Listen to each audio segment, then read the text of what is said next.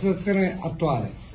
La situazione attuale rispetto allo scorso bollettino di questa mattina che abbiamo dato sono 71 contagiati e si confermano i focolai, detti anche cluster del Veneto, ovvero Vo Euganeo, che è stato la prima realtà con i 2 contagiati iniziali, e poi abbiamo ovviamente il cluster di Venezia, il cluster di Mestre, l'altro focolaio di Limena, e poi Treviso, e poi ovviamente per finire Mira Dolo. Quindi 71 contagiati più 13, e questi però, va detto, sono gli esiti dei tamponi fatti sui contatti dei primi contagiati. C'è anche da dire che la gran parte di questi contagiati non sono sintomatici, non sono ricoverati, ma stanno semplicemente a casa come qualsiasi influenza.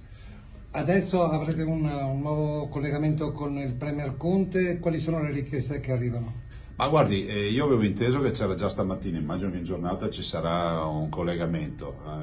Allora, le richieste sono sotto il profilo degli interventi straordinari per l'economia, perché chi ha visto Venezia, chi sa che il Veneto vive di industria turistica, con 18 miliardi di fatturato, sa che il Veneto non può permettersi di fermare le attività per una settimana. Il Veneto non si può permettere questo screditamento globale che avviene tramite i media internazionali. Quindi grazie a voi che state portando invece avanti la verità, che è quella che non c'è psicosi, che non ci sono pericoli, ma che dobbiamo prendere atto che abbiamo un virus influenzale, definiamolo così, che va contingentato perché è contagioso, ma la cui letalità è bassa. Presidente, ad oggi la zona rossa è solo Vo Euganeo. Ma si sa, anche questa partita della zona rossa ovviamente è riconducibile alle prime scelte, alle prime ordinanze che abbiamo fatto. Vo Euganeo resta, diciamo, l'epicentro, se così vogliamo definirlo, ma non necessariamente collegato agli altri contagi.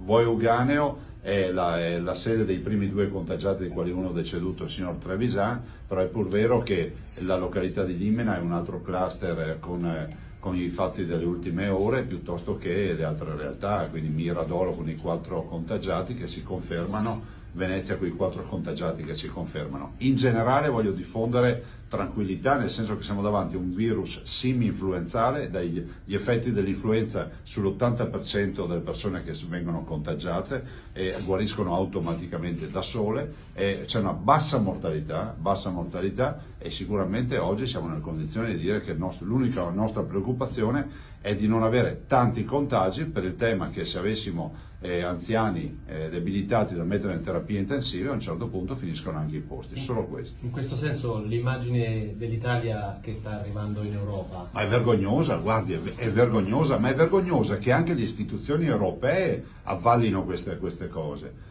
Mi ha appena telefonato un inglese dicendomi che a Londra si diffondono notizie di quasi da appestati rispetto alle regioni del nord. Questo è scandaloso. È ancora più scandaloso che l'Europa addirittura avvia le messe in quarantena dei cittadini che lavorano dentro il Parlamento europeo o i rappresentanti che vengono dalle zone del nord. Ma questi forse non si sono resi conto che gli unici che fanno i controlli siamo noi, che comincino a farli anche loro.